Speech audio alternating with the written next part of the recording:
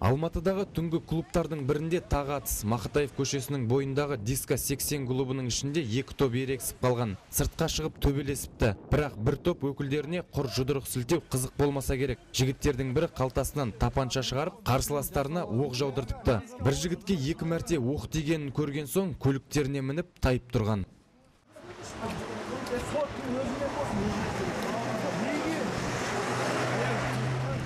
Тәртіп сақшылары қашқан көлікті алысқа ұзатпады. Райымбек пен Бөкейханов көшелерінің қиылысында қолға түсірді. Тексеру барысында Лексустың ішінен жарақаттауға арналған тапанша табылды. Жүргізуші мен оның жолаушылары өздері отырған көліктің ішіндегі қару біздікі емес деп аттондарын ала қашты.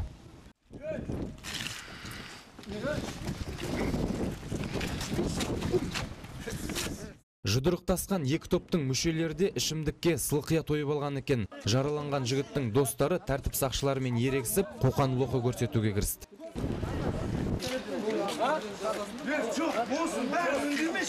Оқиға орнына келген дәрігерлер резеңке оқтан жараланған жігіттің өміріне еш қауіп төніп тұрған жоқ дейді. Алғашқы медициналық көмектен кейін ол ауруханаға емес, ішкі істер бөліміне жеткізілді.